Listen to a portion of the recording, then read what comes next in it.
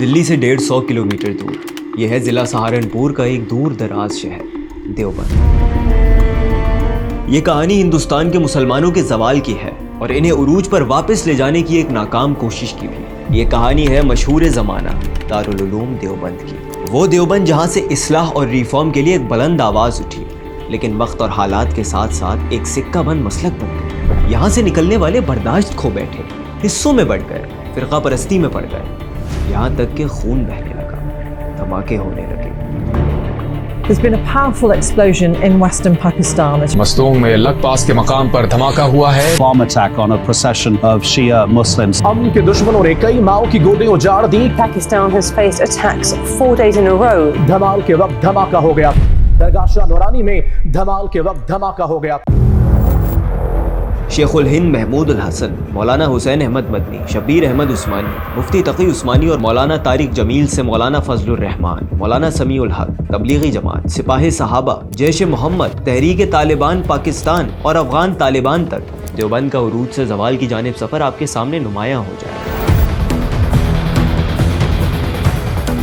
یہاں کے ماننے والوں میں وہ بھی ہیں جو سیاست، معیشت، نظام اور ریاست کے معاملات سے مکمل کنارہ کش ہیں۔ آبادیوں سے دور بڑے بڑے میدانوں میں خیمے گاڑ کر ضعیف احادیث سناتے ہیں، یعنی دنیا سے تو دور تھے ہی، قرآن سے بھی دور ہو گئے۔ گویا کہ یہ پورا حلقہ ذہنی و فکری اعتبار سے خالصتاً آج سے 700-800 برس قبل کی دنیا میں رہ رہا ہے۔ واقعہ یہ ہے کہ دنیا کا نہ جدید دنیا کا نہ انہوں نے قریب سے مشاہدہ کیا ہے، نہ براہ راست مطالعہ۔ ویسے مشاہدے کی کمی تو اب کچھ پوری ہو رہی ہے، اب تو انگلستان امریکہ کے چکر بہت لگتے ہیں۔ آخر یہ عظیم تحریک کمال سے زوال کو کیسے پہنچی؟ ریفارمز کرنے والے ریڈیکل کیسے ہو گئے؟ علم اور حکمت کے مرکز کا نام ملیٹنسی اور فرقہ وارانہ کشیدگی سے کیسے جڑ گیا؟ جس کا ویژن امت میں اتحاد تھا، وہ آخر مزید تقسیم کا باعث کیسے بن گیا؟ یہ سب آپ کو بتائیں گے آج رفتار کی اس خصوصی ڈاکیومنٹری میں۔ تو ہمیں سبسکرائب ضرور کیجئے، ویڈیو کو لائک اور شیئر بھی ضرور کریں، اور پھر ہمارے ساتھ چلیں دیوبند کے عروج و زوال کی کہانی۔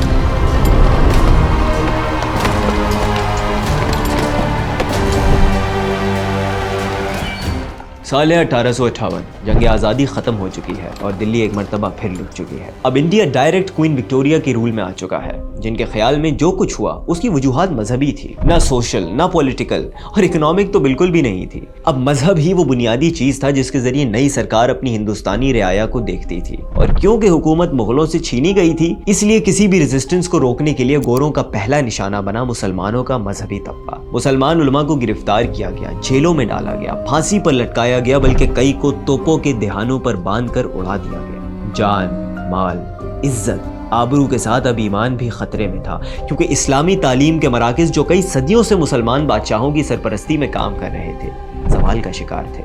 یہ مسلمانوں کی صرف فوجی ہار نہیں تھی، روحانی طور پر بھی ان کا خاتمہ ہو رہا تھا۔ ان کے ہاتھ اب کچھ نہیں بچا تھا، نہ عدالتیں، نہ اختیار، نہ سرپرستی۔ اب صرف ایک ہی چیز سامنے تھی، سروائیول۔ حالات ایسے پیدا ہو گئے کہ جس کے اندر آپ کا اس تہذیب سے ایک رپچر ہو چکا ہے، کیونکہ سوسائٹی کے اندر آپ ایلین بن چکے ہیں، انگریزوں کی حکومت آ چکی ہے، آپ کی زبان وہاں کی زبان نہیں رہی، آپ کو معاشرے میں وہ استحکام حاصل نہیں رہا، تو جو تحفظ کی نفسیات ہے اس نے پھر کام کرنا شروع کیا۔ جو تحفظ کی نفسیات ہے وہ بقا کی نفسیات ہوتی ہے، اور بقا کے اندر، سروائیول موڈ کے اندر آپ کبھی بھی دور رس کام نہیں کرتے، آپ قریب کے نتائج کو حاصل کرنا چاہتے ہیں۔ انگریز نے آنے کے ساتھ ہی کیا کیا کہ کراس کر دیا، ایک پورا بڑا کراس جو ہے اس سارے سسٹم کو مار دیا، اور اس نے جو مسلمانوں کے پاس جابس تھیں وہ ختم کر دی۔ تو اس وقت یہ تحریک پیدا ہوئی کہ اب تو بڑا مسئلہ ہو گیا ہے، مسلمان اپنی میراث کو کیسے بچائیں۔ تو دارالعلوم دیوبند کا قیام 1857 کی جنگ آزادی، جیسے وہ غدر بولتے ہیں، ہم آزادی بولتے ہیں، تو اس کے ٹھیک 10 سال بعد 1867 میں دارالعلوم دیوبند کا قیام عمل میں لایا گیا۔ نہ کوئی سرمایہ تھا، نہ کوئی عظیم الشان عمارت، صرف ایک درخت کے نیچے تعلیم کا آغاز کر دیا گیا۔ مقصد صرف ایک تھا، ایسے عالم بنانا، ایسے مفکر اور مبلغ بنانا جو اس گھٹا ٹوپ اندھیرے میں اسلام کی شناخت کو زندہ رکھیں، وہ بھی بغیر کسی کی سرپرستی کے، نہ کسی بادشاہ کی، نہ نواب کی، اور نہ ہی برٹش گوروں کی۔ یہ ایک بہت ہی بولڈ اسٹیپ تھا۔ انہوں نے سوچا کہ ہم اپنی فکر کو اپنی ماضی کی روایت کو، اپنی تراث کو اگلی نسلوں تک پہنچانے کے لیے محفوظ کرنا چاہتے ہیں، کیونکہ اس وقت عالمی تہذیب کا غلبہ ہے، مغربی قوتیں سامنے آ گئی ہیں، یہ ہم نہیں کریں گے تو ہماری روایت ختم ہو جائے گی۔ یوں ایک نئی صبح کا سورج طلوع ہوا۔ جنہوں نے مدرسہ دارالعلوم دیوبند شروع کیا تھا وہ صرف استاد ہی نہیں تھے، باغی بھی تھے، ویژنری بھی اور جنگجو بھی۔ پھر انہیں طالب علم بھی ویسے ہی ملے۔ پہلے اسٹوڈنٹ تھے محمود الحسن، جو بعد میں شیخ الہند کے طور پر مشہور ہوئے۔ برٹش راج کے خلاف ریشمی رومال تحریک کا آغاز انہوں نے ہی کیا تھا۔ جب گرفتار ہوئے تو کئی سال بحیرہ روم کے جزیرے مالٹا میں قید رہے۔ جب 1920 میں واپس آئے تو کہا، 4 سالوں میں نے جتنا غور کیا ہے مجھے مسلمانوں کے زوال کی 2 وجوہات نظر آئیں۔ جب واپس آئے مالٹا سے تو انہوں نے آ کر ایک تقریر کی اور کہتے ہیں کہ اس تقریر میں 1.5 لاکھ یا 3 لاکھ علماء موجود تھے۔ تو انہوں نے کہا کہ مسلمانوں کے زوال کی، تباہی کی 2 بڑی وجوہات ہیں، ایک قرآن سے دوری ہے اور دوسری باہمی فرقہ وارانہ جو چپقلش ہے یہ ہے۔ تو یہ تھا دیوبند کا بنیادی نظریہ، جنگ آزادی کی خاک سے اٹھنے والا، انگریز کے خلاف سب سے پہلے بغاوت کا پرچم اٹھانے والا، مسلم معاشرے میں اصلاح کا علم بلند کرنے والا Deoband. We oppose the partition of the country and the creation of Pakistan. We are Jamiat Ulama-e Hind. Deoband کی سماج سدھار تحریک چل ہی رہی تھی کہ ہندوستان ایک نازک دور میں داخل ہو گیا۔ آزادی کے نعرے گونج رہے تھے، ہندوستان چھوڑ دو تحریک اپنے عروج پر تھی، جس میں ایک نیا نعرہ بھی سامنے آیا، بٹ کے رہے گا ہندوستان، لے کے رہیں گے پاکستان۔ جی ہاں، تحریک پاکستان شروع ہو چکی تھی، اور جیسا کہ آپ نے ابھی پچھلی کلپ میں دیکھا کہ دیوبندی علماء نے نظریہ پاکستان کی کھل کر مخالفت کی۔ جناح، اقبال، علی گڑھ اور تحریک پاکستان کے خلاف ہو گئے۔ وہ انگریز سے متحدہ ہندوستان کی آزادی تو چاہتے تھے، مگر ہندوستان کا بٹوارہ انہیں قبول نہ تھا۔ مسلمان جو روایتی لوگ تھے وہ ہندوؤں کے ساتھ ہی چاہ رہے تھے کہ یہاں پر ہم ہوں گے، جب ہم الگ ہوں گے تو اس کا نقصان ہوگا۔ آپ دیکھ لیں کہ مولانا سید ابو الاعلیٰ مودودی تقسیم کے قائل نہیں تھے، عطاء اللہ شاہ بخاری تقسیم کے قائل نہیں تھے، مفتی محمود تقسیم کے قائل نہیں تھے، مولانا حسین مدنی تقسیم کے قائل نہیں تھے، ابوالکلام آزاد تقسیم کے قائل نہیں تھے۔ تو اس طرح بڑے ایک تعداد علماء کیوں نہیں قائل تھے۔ مگر اس سے پہلے کہ ملک کا بٹوارہ ہوتا، اس معاملے پر دیوبند ہی تقسیم ہو گیا۔ پارٹیشن سے پہلے ہی دیوبند کا بٹوارہ ہو گیا۔ ایک طرف حسین احمد مدنی تھے کہ جنہوں نے مہاتما گاندھی کے شانہ بشانہ ہندو مسلم اتحاد کے لیے کام کیا، تو دوسری جانب اشرف علی تھانوی اور شبیر احمد عثمانی، جنہوں نے مختلف راستہ چنا۔ پاکستان کا راستہ، وہ راستہ جس نے دیوبند کی تاریخ بدل دی۔ جو علماء تھے ہمارے کلاسیکل علماء، کیونکہ ایسا نہیں تھا کہ سارے علماء ہی پاکستان بنانے کے مخالف تھے، کچھ علماء تھے جو اس تقسیم کے مخالف تھے، یعنی پاکستان بنانے کے نہیں، تقسیم کے مخالف تھے۔ وہ کہہ رہے ہیں تقسیم بانجھ نہیں ہوتی، تقسیم جب ہوتی ہے تو تقسیم در تقسیم در تقسیم در تقسیم ہوتی ہے۔ اب اگر سارے اکٹھے ہوتے تو غالباً 65 سے 70 کروڑ کی جو آبادی ہے وہ انڈیا کے اندر ہوتی ہے، تو اب کتنا بڑا ایک حصہ ہوتا وہاں پہ اکٹھے ہونے کی صورت میں۔ لیکن کیا یہ اکٹھے ہونے کی صورت میں ساری چیزیں اسی طرح ہی رہتی؟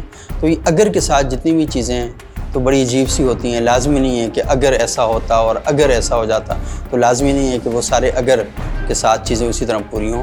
تو 1947 آ گیا، ہندوستان کی تاریخ کا اہم سال، جس میں اس کی سرزمین 2 حصوں میں تقسیم ہو گئی۔ سرحد خونی لکیر کی صورت میں نمودار ہوئی، خاندان جدا ہو گئے، کٹ گئے، بٹ گئے، اور ساتھ ہی دیوبند بھی اعلانیہ 2 حصوں میں ڈیوائیڈ ہو گیا، جیوگرافی میں ہی نہیں، آئیڈیالوجی میں بھی اور نظریات میں بھی۔ تو یہ جو اختلاف ہے تھانوی اور مدنی اختلاف، تو دیوبندی اسکول آف تھاٹ کے اندر یہ موجود ہے۔ یہ اختلاف باہر اتنا نمایاں نظر نہیں آتا، یا اس اختلاف کو نمایاں کیا بھی نہیں جاتا، لیکن خاص حلقوں کی خاص بحثوں کے اندر یہ اختلاف رہتا ہے۔ مدنی اسکول آف تھاٹ ہے تو ان کے ہاں اب کچھ چیزیں قبول ہونا شروع ہوئی ہیں، لیکن آج سے کچھ عرصہ پہلے تک وہ علامہ اقبال کی فکر کو قبول نہیں کرتے تھے۔ قائد اعظم محمد علی جناح کو محمد علی جناح تو کہتے تھے، قائد اعظم نہیں کہتے تھے، رحمۃ اللہ علیہ انہیں نہیں کہتے تھے۔ تو اس طرح کی بہت سی چیزیں تھیں، وہ یہ سمجھ رہے تھے کہ یہ تقسیم کا سبب بنے۔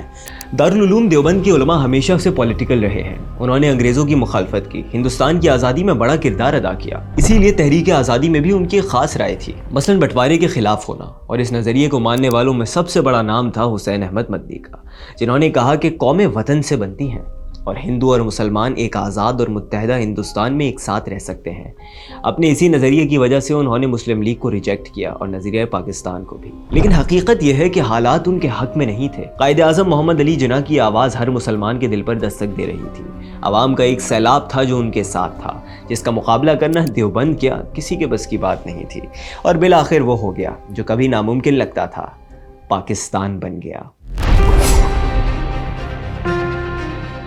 نئے ملک پاکستان میں ایک طرف وہ طبقہ تھا جس نے پاکستان کی حمایت کی تھی، ان کے لیے ایک نیا اور کھلا میدان موجود تھا، لیکن دوسری طرف تھے جنہیں فیصلہ کرنا تھا کہ انہیں اب کیا کرنا ہے۔ پھر جب پاکستان بن گیا تو اس وقت مولانا سید ابو العلا مودودی کا بھی، کیونکہ مولانا مودودی صاحب بھی ایک طرح سے دیوبندیت ہی کی ایکسٹینشن کا نام ہے، یعنی ایک پولیٹیکل موومنٹ جو ہے نا اس کے اندر۔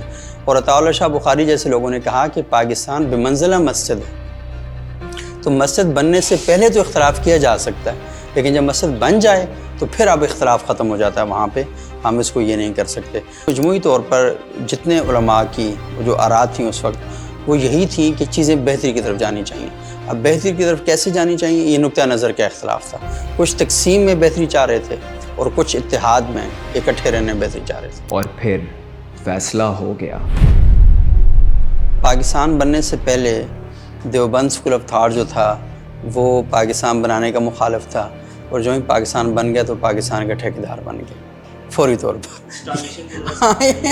یہ ہاں اصل میں کیونکہ جو ہی آئے تو اب کیونکہ جو علی گڑھ والے تھے نا وہ پاکستان تو بنا دیا انہوں نے اب تو، لیکن ایشو اصل میں یہ تھا کہ وہ ان کے پاس جو مذہبی نیریٹو تھا وہ اس کو لیڈ کر رہے تھے علماء جو پاکستان بنانے والے تھے، تو وہ تو پیچھے ہٹ گئے، اور جو نہ بنانے والے تھے انہوں نے آ کے قبضہ کر لیا۔ مذہب کو اگر آپ بائنڈنگ فورس بنائیں گے، پھر نعرے لگائیں گے پاکستان کا مطلب کیا، لا الہ الا اللہ، تیرا میرا رشتہ کیا، لا الہ الا اللہ، تو پورا یہ نیریٹو جو تھا نا یہ وہاں پر تشکیل دیا گیا کہ ہم بائنڈنگ فورس جو ہمارے درمیان بن سکتی ہے وہ مذہب بن سکتی ہے۔ تو مذہب کا نمائندہ کون ہے؟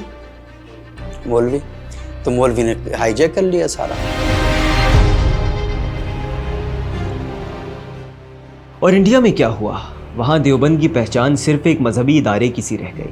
اس نے اپنی توجہ اسلامی تعلیمات اور اصلاحات پر رکھی اور قومی سیاست سے خود کو دور کر لیا، اور اب ان کا مقصد ایک ہی تھا، سیکولرزم۔ آپ ہندوستان کے اندر ابھی بھی دیکھیں دیوبند کی سوچ سیکولر سوچ ہے۔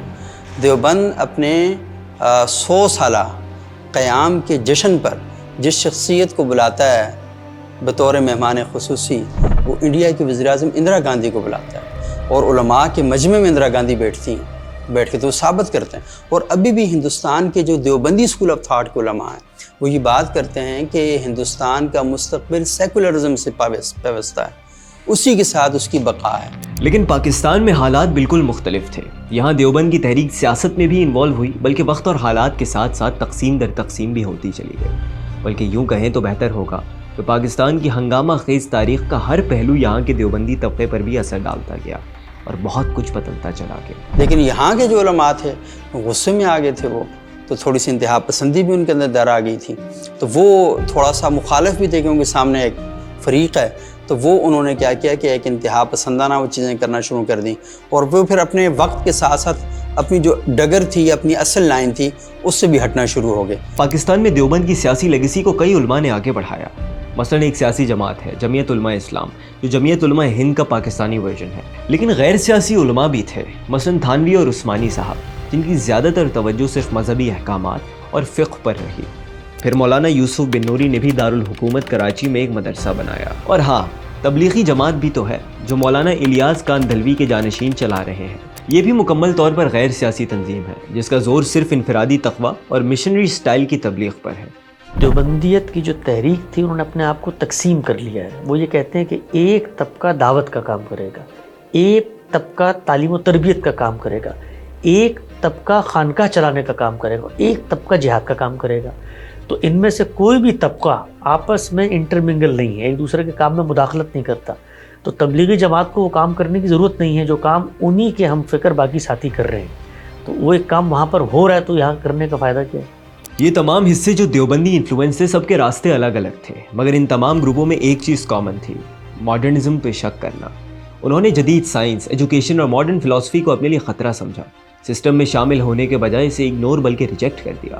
وقت کے ساتھ ساتھ نئی دنیا کنیکٹ ہوتی چلی گئی اور یہ اس سے ڈسکنیکٹ ہوتے گئے.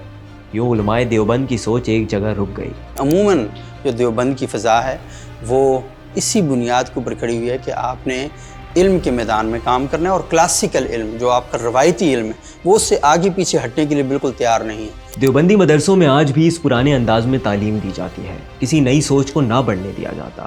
کوئی ڈائلاگ نہیں، کوئی مکالمہ، کوئی مذاکرہ نہیں، اور نہ ہی نئے زمانے کے چیلنجز کی کوئی سمجھ بوجھ. سمجھے 700-800 سال پرانی سوچ اور نظریات کے ساتھ یہ مدرسے اس دور میں داخل ہو رہے تھے.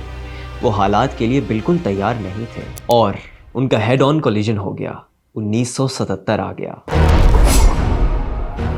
نفاذ اسلام کا مقصد ہر قیمت اور ہر محاذ پر حاصل کریں گے.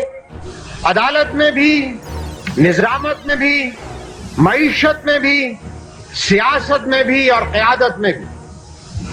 اس سے نہ تو انحراف کی ضرورت ہے اور نہ اس کی کوئی گنجائش. سن 1977 جنرل محمد ضیاء الحق پاکستان کے نئے حکمران بن گئے. اعلان کیا کہ وہ اسلام کو قانون بنائیں گے. اس کام کے لیے انہیں اتحادیوں کی ضرورت تھی اور دیوبندی رہنما ان کے بنے بنائے اتحادی تھے. یہاں دیوبندی سیاست 2 دھڑوں میں بٹ گئی. ایک دھڑے کی قیادت سمیع الحق کر رہے تھے جو جنرل ضیاء کے حامی تھے، جبکہ دوسرا دھڑا فضل الرحمان کی قیادت میں عامیت کی مخالفت کر رہا تھا. جنہوں نے ضیاء کا ساتھ دیا انہیں غیر معمولی اختیارات ملے، طاقت ملی، نئے مدرسوں کے لیے فنڈنگ ملی، اور جب سوویت یونین نے افغانستان پر چڑھائی کی تو سب کچھ بدل گیا. امریکی ڈالر، سعودی سرمایہ سب آنے لگا، اور اس کے ساتھ ہی دیوبند کا ریفارمر والا کردار بھی ختم ہو گیا. ان کے طلباء اب وہ اسکالر نہیں رہے جو دنیا بدل دیتے تھے، بلکہ اب وہ ایک نئی جنگ کا ایندھن تھے. افغان جہاد کے وقت آپ کو لگا کہ اب کون سا مکتبہ فکر ہے جسے وہ کیا جائے، تو دیوبندی اسکول آف تھاٹ، اس سے پہلے جماعت اسلامی بھی تھی لیکن دیوبندی اسکول آف تھاٹ جو تھا تو اسے ایکٹیو کیا گیا. تو پھر وہ جو کلاسیکل دیوبندی مدرسہ تھا وہاں سے لوگ اٹھے، ان لوگوں کو ٹرین کیا گیا. وہ اس سے پہلے سیکٹیرین معاملات میں بھی ایکٹیو تھے. پاکستانی جو قرارداد مقاصد اور اس طرح کے جو معاملات تھے اس میں بھی بڑے ایکٹیو تھے. پولیٹیکل موومنٹس کے اندر بھی بہت بڑے ایکٹیو تھے. اور یہ جمعیت علماء ہند ایک طرح سے وہی جمعیت علماء اسلام بن گئی، تو اس کے مراکز بھی سارے یہاں پر بھی تھے. تو وہ پھر تنظیمیں ساری جتنی تھیں وہاں سے اٹھی. دیوبندی مدارس سے نکلنے والے اب نئی نئی تنظیمیں بنانے لگے. حرکت الجہاد الاسلامی سے سپاہی صحابہ اور دیگر تک، ریڈیکلائزڈ، ملٹرائزڈ اور ویپنائزڈ. اس سے زیادہ ڈیڈلی کمبینیشن ہو نہیں سکتا جس نے باہر ہی نہیں ملک کے اندر بھی ایک غدر برپا کر دیا. مدارس کی کتنی بڑی تعداد، اس میں ہزاروں لوگ آ رہے ہیں جن کا نہ ایپٹیٹیوڈ ہے عالم بننے کا، جن کا نہ پس منظر ہے، لیکن چونکہ آپ نے پاور اسٹرکچر کو اپنے ہاتھ میں رکھ کے معاشرے میں اپنا اثر و رسوخ قائم کرنا ہے تو اس کے لیے آپ کو تعداد چاہیے افراد کی. تو ایک بڑی تعداد مدارس میں جانا شروع ہو گئی. وہ دین کے اس طریقے کا نہ ذوق رکھتے تھے نہ صلاحیت رکھتے تھے. تو نتیجہ یہ نکلا کہ وہ مختلف جو مذہبی تحریکیں ہیں جو اپنے سروائیول کے لیے سوسائٹی میں ایکٹیو ہیں ان کا حصہ بنتے چلے گئے. تو علم کی وفات ہو گئی اور اسٹیٹ کے سامنے اپنی پاور کو منوانے کے جذبے کی تسکین ہوئی. اور پھر یہی کیا کم تھا کہ پڑوسی ملک ایران میں انقلاب آ گیا. ایرانی انقلاب آیا ایران میں تو پاکستان کے اندر ایک موومنٹ سٹارٹ ہو گئی. تاریخی طور پر چیزیں ہمیں پڑھائی جاتی ہیں، ایون کہ مکتب تشیع کو یا مکتب مکاتب اہل سنت کو، وہ یہی ہے کہ ہم 1400 سال سے اپنے آپ کو جوڑتے ہیں. ہم کہتے ہیں ہماری 1400 سالہ تاریخ ہے، 1450 سالہ تاریخ ہے، تو وہاں سے ہم جوڑتے ہیں. تو تشیع بھی اپنے آپ کو 1400 سال سے جوڑتے ہیں، یہ بھی جوڑتے ہیں. اچھا، اس کا نتیجہ کیا ہوتا ہے کہ پھر ہم یہ کہتے ہیں کہ ہم گلوبلی خلافت قائم کرنی ہے، گلوبلی امامت قائم کرنی ہے. خطرے کی فضا پیدا ہوئی. یہ جو اپروچ ہے یہ ظاہری طور پر تو بڑے مزے کی ہے، تو یہ تو ہماری ساری حکومتوں کو پلٹا کے رکھ دے گی. تو پھر وہاں سے ریزسٹنس آئی. وہ ریزسٹنس خمینی صاحب کی مذہبی فکر کے خلاف آئی. جو پولیٹیکل اپروچ تھی اس کے بارے میں نہیں، مذہبی فکر کے خلاف آئی کہ خمینی صاحب نے یہ کتاب لکھی، خمینی صاحب نے کشف الاسرار لکھی، خمینی صاحب کا یہ نقطہ نظر ہے، فلاں میں یہ ہے، سیاسی الہی وصیت نامے میں یہ لکھا ہوا ہے. یہ ساری چیزیں جتنی بھی ہیں وہ آنا شروع ہوگی. تو اب اس کے اندر پھر سنیوں کے اندر ایک اشتعال پیدا ہوا. تو شیعہ جو انقلاب لانے کے لیے کھڑے ہوئے تھے، تو سنی ریاستوں نے اس انقلاب کو کاؤنٹر کرنے کے لیے شیعہ کا جو مذہبی نیریٹو تھا اس کو اٹھایا، اور وہ اس کے ثبوت گلی گلی چوک میں موجود تھے، اور سنیوں کو کھڑا کر دیا وہاں. انقلاب ایران سے پہلے پاکستان میں فرقے کی بنیاد پر وائلنس اتنا عام نہیں تھا، لیکن اس انقلاب کے امپورٹ ہونے کے خوف نے پاکستان کو ہمیشہ کے لیے بدل دیا۔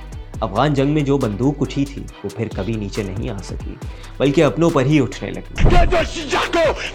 کہے گا اسے پھانسی دی جائے گی، تمہیں نہیں 1000 مرتبہ پھانسی دینے کو تیار ہو جاؤ، میں تب بھی شیعہ کو کہنے سے باز نہیں آ سکتا۔ اب نشانہ تھے شیعہ، بریلوی، سیکولر اور عام شہری۔ بات مسجدوں، امام بارگاہوں پر حملوں بلکہ بم دھماکوں تک پہنچ گئی۔ دیوبند کی بدنام زمانہ ذیلی تنظیم سپاہی صحابہ نے امام بارگاہوں پر حملے کیے۔ ڈیرہ اسماعیل خان میں ایک محفل میلاد پر حملہ ہوا، پھر لاہور داتا دربار پر بھی خوفناک حملہ ہوا۔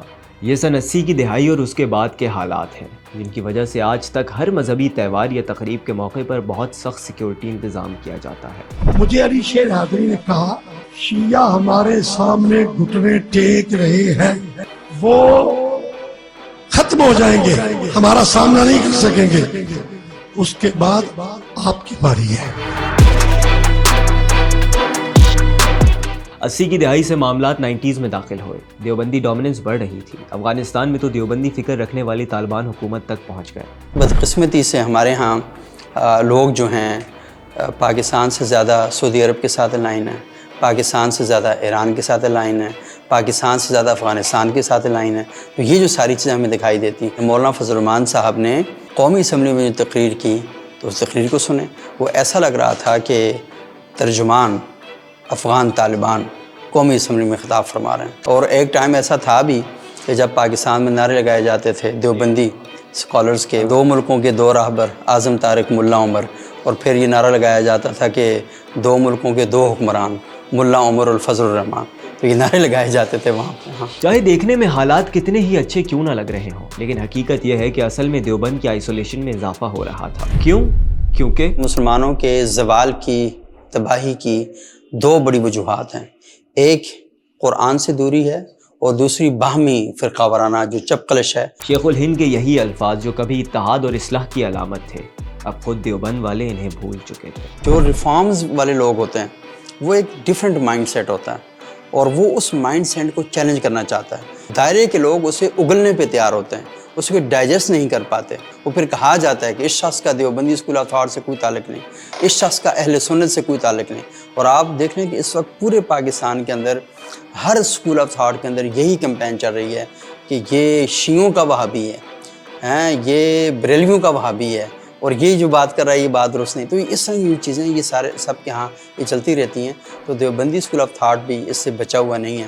تو یہاں پر جو بھی ریفارمز کی بات کرے گا یہ مسئلہ ہوگا۔ یوں دیوبند کے ماننے والوں نے اپنا اصل کام نہیں کیا، عوام میں قرآن کا پیغام اس طرح نہیں پھیلایا جیسے اس کا حق تھا، بلکہ اصلاح کے بجائے بے لچک رویہ اپنا لیا، اتحاد کے بجائے تقسیم در تقسیم۔ تحریک دیوبند کی روح ختم ہو گئی، اور پھر نئی صدی کا آغاز ہوا، ایک نئے ہنگامے کے ساتھ۔ 9/11 ہو گیا۔ پاکستان اور افغانستان کے دیوبندی مدرسے ایک مرتبہ پھر سپاٹ لائٹ میں آ گئے۔ اب یہ دینی تعلیم کے مرکز نہیں بلکہ دہشت گردی کی فیکٹریز قرار پائے۔ پھر امریکہ نے افغانستان پر حملہ کر دیا۔ طالبان حکومت جو خود دیوبندی فکر سے پیدا ہوئی اس کا تختہ الٹ دیا گیا، لیکن ان کی آئیڈیالوجی پھر بھی زندہ رہی۔ غاروں میں، خفیہ ٹھکانوں میں، قبائلی علاقوں میں اور وہاں چھپے مدرسوں میں۔ افغانستان میں تو کوئی رول آف لا نہیں تھا، لیکن ایسے مدرسوں کی وجہ سے پاکستان پر بڑا گلوبل پریشر آ گیا۔ مدارس کا نیٹ ورک بہت بڑا تھا، ان کی آئیڈیالوجی کی جڑیں بہت گہری تھیں، اتنی کہ انہیں ختم کرنا ناممکن تھا، اور شاید اس کی پولیٹیکل ول بھی موجود نہیں تھی۔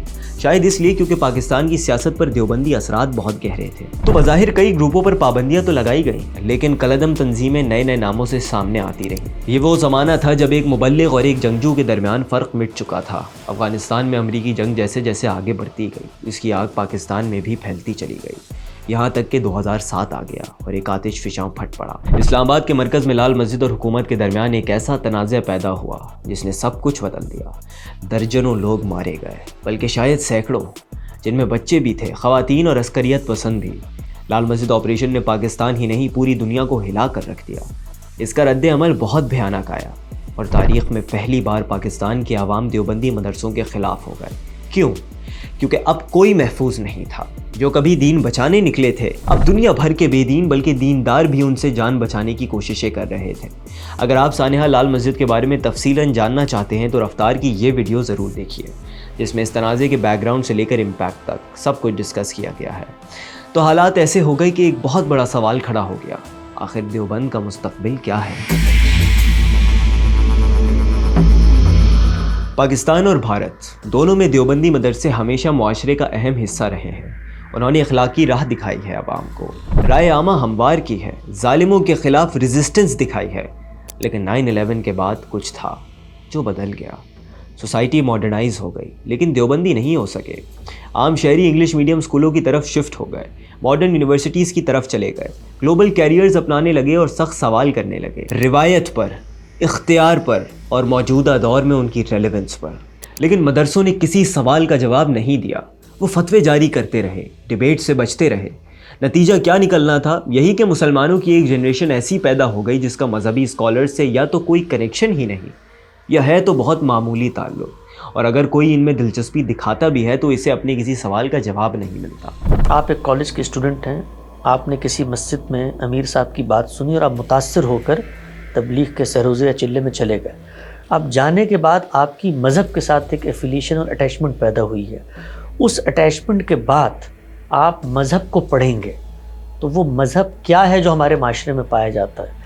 تو ہمارے معاشرے میں جو مذہب کی تعبیر پائی جاتی ہے وہ عملاً اس وقت سوسائٹی سے ارریلیونٹ ہو چکی ہے، وہ الجھنوں کا شکار ہے، اس کے اندر بہت بنیادی کیوریوسٹیز ہیں، اس کے اندر بہت بنیادی گھپلے ہیں، وہ لوگوں کی ایک پڑھے لکھے آدمی کو جو ورلڈ ویو ہے اس کے اندر فٹ نہیں ہو پاتی۔ آج عام شہریوں، خاص طور پر پڑھے لکھے لوگوں میں یہ تاثر پیدا ہو گیا کہ مدرسے اب علم کی جگہ نہیں بلکہ عدم برداشت کے گڑھ ہیں۔ یہ تو پاکستان کی کہانی ہے، دیوبند کی اصل سرزمین ہندوستان میں کیا ہوا؟ وہاں بھی حالات کچھ بہتر نہیں۔ دارالعلوم دیوبند سیاسی طور پر آج پوری طرح ارریلیونٹ ہے۔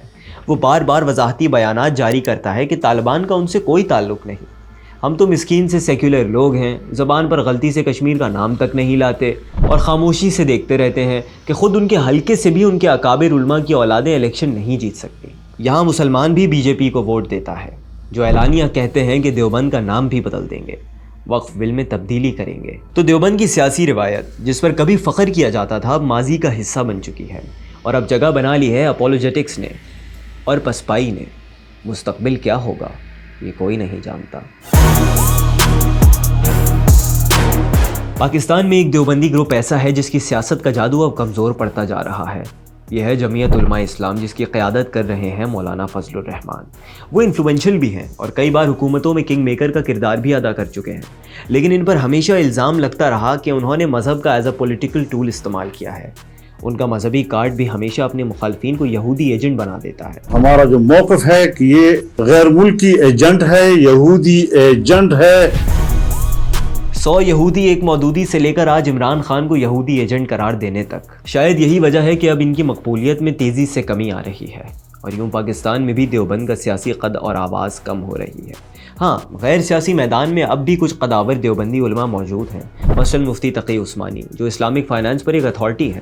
بینکنگ سیکٹر میں ان کا کام پوری دنیا میں عزت کی نگاہ سے دیکھا جاتا ہے، لیکن ان سے ہٹ کر دیکھیں تو دیوبند تحریک کی آواز اب ختم ہو چکی ہے، اس کے خیالات آؤٹ ڈیٹڈ ہو چکے ہیں اور اس کی ریلیونس گھٹ رہی ہے۔ یہاں تک کہ تبلیغی جماعت بھی کسی سنجیدہ اور بامانی سوشل ریفارم کو پیدا کرنے میں ناکام رہی ہے۔ اس کے اجتماعات میں آج بھی لاکھوں لوگ شریک ہوتے ہیں، لیکن کوئی سیاسی انقلاب تو چھوڑیں، کوئی سماجی انقلاب بھی نہیں لا سکی۔ کیوں؟ کیونکہ قرآن کو چھوڑ دیا ہے۔ تبلیغی جماعت کا ذریعہ ابلاغ قرآن نہیں ہے۔ جو تبلیغی جماعت کا انفلوئنس ہے وہ بھی اسی لیے ہے نا کہ کیونکہ جو میں نے آپ کو بتایا تھا نا کہ جو بائنڈنگ فورس ہے وہ مذہب ہے۔ تو تبلیغی جماعت کیا کہتی ہے؟ نماز پڑھو، کلمہ، روزہ، حج، زکوٰۃ، کم باتیں کرو، کم کھانا کھاؤ، کم سو، زیادہ ذکر اذکار کرو، زیادہ عبادت کرو۔ تو وہ ریاست کا جو موٹو ہے نا اس کے ساتھ بالکل چل رہا ہے، سیٹ چل رہا ہے، سمپل اسلام اور کوئی ایشو نہیں۔ پھر جدید دور کے جدید مسائل سے نمٹنے کا کوئی حل بھی ان کے پاس نہیں۔ غربت، تعلیم اور عدم مساوات، اس پر بھی وہ کوئی بات نہیں کرتے۔ معاشرہ کسی بھی طرف جائے ان پر کوئی فرق نہیں پڑتا۔ تو میں نے یہی محسوس کیا کہ یہ جماعت اس سے آگے نہیں بڑھ سکتی، اس کا اپنا ایک چکر ہے جو چل رہا ہے، ورنہ یہ کہ اگر اس کا امکان میں دیکھتا کہ اس جماعت کے اندر شامل ہو کر اس میں اقامت دین کا تصور اور ایک انقلاب کا تصور بھی شامل کیا جا سکتا ہے تو شاید میں اسی کے ساتھ وابستہ رہ کر کوشش کرتا کہ اس میں پیوند لگ جائے اور یہ قلم لگ جائے اس فکر کی لیکن میں نے یہ محسوس کیا کہ یہ ممکن نہیں ہے۔ تو اسلامک ریوائول کے لیے کھڑی ہونے والی دیوبند کی تحریک آج ایک دوراہے پر کھڑی ہے۔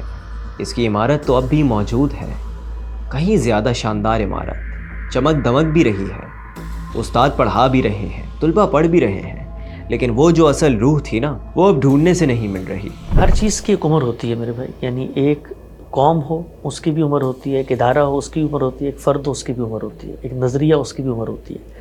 یہ سیاسی تحریک کے طور پر سامنے آئی اور اس وقت معاشرے میں وہ جو مقدمات اور نظریات لوگوں کو درپیش ہیں ان کے جواب میں خاموشی اختیار کیے ہوئے کھڑی ہوئی ہے۔ اس وقت آپ یہ جانتے ہیں کہ مغربی تہذیب کا غلبہ ہے، وہ مذہب اسلام کی ریلیونسی پہ سوال اٹھاتے ہیں، اس کی بنیاد پہ سوال اٹھاتے ہیں، مذہب کی ضرورت پہ سوال اٹھاتے ہیں، اس کی افادیت اور اثرات پہ سوال اٹھاتے ہیں، اور جو فقہ اور جو تصوف کی روایت وجود پذیر ہو گئی ہے اس کے داخلی تضادات پہ سوال اٹھاتے ہیں۔ اس میں سے کسی سوال کا براہ راست جواب دینے کی پوزیشن میں دیوبندی اس وقت نہیں ہے۔ جب وہ اس کا جواب دینے کی پوزیشن میں نہیں ہے تو یہ ایک فطری عمل ہے کہ لوگ وہ جوابات سننا چاہیں گے کہ جو ان کے سوالوں کو ایڈریس کرتے ہیں۔ آج تقلید نے سب کچھ برباد کر دیا ہے۔ آج دیوبند مختلف قسم کی آئیڈیالوجیز، مختلف پرسنالٹیز اور انسٹیٹیوشن کا ایک ڈھیلا ڈھالا نظام بن چکا ہے، جن میں سب اپنا تعلق اسی ورثے سے جوڑتے ہیں، لیکن لگتا ہے منزلیں سب کی الگ الگ ہیں۔ ایک طرف تبلیغی جماعت ہے جو آج بھی لاکھوں کروڑوں لوگوں کی توجہ حاصل کرتی ہے لیکن ماڈرن دور کے مسائل سے دور ہے۔ JUI ہے، سیاست میں تو بہت زور ہے لیکن مورل کمپس نہیں، جس پر اسلام کو سیاست اور طاقت کے لیے استعمال کرنے کا الزام لگتا رہتا ہے۔ پھر مفتی تقی عثمانی جیسے علماء ہیں جو ماڈرن فائنانس میں تو کام کرتے ہیں لیکن اتنا انٹلیکچوئل یا کلچرل زور نہیں رکھتے۔ آج دیوبند کے زیادہ تر مدارس کا فوکس صدیوں پرانی بحثوں، فقہی موشگافیوں اور رٹے بازی پر ہے، جبکہ دنیا آئیڈینٹی، جسٹس اور فیوچر کی بات کر رہی ہے جس سے ان کا کوئی لینا دینا نہیں۔ وہ آج بھی مغل زمانے جیسا انداز اپنائے ہوئے ہیں، جبکہ زمانہ قیامت کی چال چل چکا ہے۔ دیوبندیت اس دور میں کھڑی ہوئی ہے جس دور کے اندر بادشاہ غلبے کے ذریعے اپنا اقتدار قائم کرتے تھے اور پھر علماء کو جوڈیشری کی جگہ پہ بٹھا دیتے تھے۔ جب علماء جوڈیشری کی جگہ پہ بیٹھتے تھے تو وہ پھر جائز ناجائز، حلال حرام اور فتوے کی نفسیات میں کھڑے ہوتے، اس کی ضرورت تھی۔ تو جوڈیشری تو چلی گئی لیکن وہ نفسیات نہیں جا سکی، تو علماء دیوبند اس نفسیات میں قوم سے مخاطب ہوتے ہیں، قوم کے سوالوں کے جواب فتوے اور ورڈکٹ کی صورت میں دیتے ہیں۔ معاشرہ اس سے آگے بڑھ چکا۔ اب تو دیوبند کی لیگیسی پر ہی سوال اٹھ رہا ہے۔ آج مسلم دنیا میں، خاص طور پر جنوبی ایشیا میں، ایک تقسیم بہت گہری ہو گئی ہے۔ ایک تعلیم یافتہ نوجوان مسلمان جو انگریزی بولتا ہے، اسمارٹ فونز استعمال کرتا ہے، یونیورسٹیز میں پڑھتا ہے، وہ علماء کو اپنا رہنما نہیں مانتا، وہ انفلوئنسرز کو فالو کرتا ہے، موٹیویشنل سپیکرز کو دیکھتا ہے، شاید اقبال کو بھی پڑھ لیتا ہوگا، سن لیتا ہوگا، لیکن مولانا عثمانی کو نہیں۔ وہ میلکم ایکس کو تو کوٹ کرتا ہے لیکن مولانا تھانوی کو نہیں۔ کیوں؟ کیونکہ بڑا وقت گزر چکا دیوبندی تحریک نے اس زبان میں بات نہیں کی جو نئی نسل کی زبان ہے۔ یہ عربی اور فارسی سے جڑے رہے، سائنس، آرٹ، سائیکالوجی، سوشیولوجی کو گھاس نہیں ڈالی، یعنی اس تحریک نے خود کو انریڈیبل بنا لیا، شاید اسی لیے انریلیٹیبل بھی ہو گئی۔ آج کراچی، لاہور، دلی، بمبئی جیسے شہروں میں مسلمانوں کے اجتماعی شعور کی تعمیر دیوبند نہیں کرتا۔ جدید تعلیم اور پروفیشنل لائف نے مدرسے کے ساتھ تعلق ختم کر دیا ہے، یہاں تک کہ بعمل مسلمانوں کے لیے بھی ایمان ایک ذاتی معاملہ بن چکا ہے، جو افسوس کی بات ہے۔ ایسا بالکل ہونا نہیں چاہیے تھا لیکن ہوا۔ کیوں؟ کیونکہ دیوبند نے اپنے گھر میں اس بیانیے کو پھیلایا کہ سیکولرزم ہی منزل ہے، وہی معراج ہے۔ اسی لیے آج کا مسلمان نمازیں پڑھتا ہے، روزے رکھتا ہے اور ایمان بھی رکھتا ہے، لیکن مدرسوں پر یقین نہیں رکھتا، کیونکہ اس کو اس کی کوئی ضرورت نہیں رہی۔ وہ جو سوال کرتا ہے، جو پڑھتا ہے، جن چیزوں کو کمپیئر کرتا ہے، اس پورے عمل میں وہ دیوبند کو غائب پاتا ہے۔ یہ وہ خلا ہے جس میں دوسری تحریکوں نے جگہ بنا لی۔ غلط یا صحیح، وہ اس میدان میں پہنچ گئے جو دیوبند کی وجہ سے خالی ہوا۔ وہ کہیں پیچھے رہ گیا ہے۔ تقریر میں قدیم، تحریر میں قدیم، ویژن میں تقسیم اور آئیڈینٹی میں کنفیوز۔ مگر اس زوال سے بھی نکلا جا سکتا ہے، لیکن کیسے؟ اس کے لیے ہمیں واپس جانا ہوگا شیخ الہند محمود الحسن کے اس بیان کی طرف کہ ہمارے زوال کی دو وجوہات ہیں، قرآن سے دوری اور آپس کے اختلافات۔ انہوں نے یہ بات 1920 میں کہی تھی اور آج ایک صدی سے زیادہ وقت گزر چکا ہے، یہ بات آج بھی اتنی ہی ریلیونٹ ہے جتنی اس وقت تھی۔ کسی مسلمان کی زندگی میں قرآن ہی رہنما کا کردار ادا کر سکتا ہے۔ عوامی درس قرآن جو کبھی دیوبند کا ویژن تھا اب نظر نہیں آتا، اور آپس کے اختلافات ان کو تو بہت بڑھا دیا گیا، یعنی وہ سب کچھ ہوا جس کو مٹانے کے لیے دیوبند بنایا گیا تھا۔ لیکن اب بھی سب کچھ ختم نہیں ہوا، خاک تلے کچھ چنگاریاں اب بھی موجود ہیں۔ نوجوان اسکالرز اس گیپ کو فل کرنے کی کوششیں کر رہے ہیں، وہ اپنے مدارس میں نئے سلیبس کا تجربہ کر رہے ہیں، قرآن کے فہم کو عوام میں لانے کی کوششیں کر رہے ہیں اور اس کے لیے جدید ذرائع استعمال کر رہے ہیں، یوٹیوب کو بھی میدان بنا رہے ہیں۔ بہت بڑا خطرہ ہے، یہ وقت ایسا ہے کہ جس میں آپ لوگوں کو روک نہیں سکتے تھے۔ ایک زمانہ تھا کہ جس میں دیوبندی مدارس کے طلبہ اخبار نہیں پڑھ سکتے تھے، ان کو خارجی مطالعے کی اجازت نہیں ہوتی تھی، لیکن اس وقت social media platforms, mobile phone, technology, information کا سیلاب ہے جو امٹ کے سامنے آ چکا ہے۔ اس میں نئے نظریات، نئے افکار ان کو سننے سے، سمجھنے سے روکا ہی نہیں جا سکتا۔ تو اس وقت ہم یہ دیکھتے ہیں کہ خود دیوبندی مدارس کے ذہین طلبہ ان کو سنتے ہیں، سمجھتے ہیں، اور اس کا ایک اثر ہے جو غیر محسوس طور پہ لیتے ہیں، اور جن لوگوں کو موقع ملتا ہے وہ پھر علم بغاوت بھی بلند کرتے ہیں۔ تحریک دیوبند کا ایک ہی مقصد تھا، عام مسلمان کو دین کے قریب لانا، جہالت اور ناانصافی کے خلاف لڑنا، ایک دوسرے کے خلاف نہیں۔ یہ روح آج بھی کہیں نہ کہیں موجود ہے، یہ انا کی زنجیریں توڑ سکتی ہے، رجت پسندی کو ختم کر سکتی ہے اور دیوبند کو دوبارہ اپنی جڑوں کی طرف لا سکتی ہے۔ آج ان کی اصل لڑائی مغرب سے لڑائی نہیں، دوسرے فرقوں سے لڑائی نہیں، ریاست سے لڑائی بھی نہیں، بلکہ اپنے اندر کی لڑائی ہے، اپنے نفس سے لڑائی ہے۔ کیا نفس کی اصلاح ہوگی؟ کیا وہ پسپائی اختیار کرے گا؟ کیا قوم کی رہنمائی کرے گا یا سب کچھ برباد کر دے گا؟ یہ آنے والا وقت ہی بتائے گا۔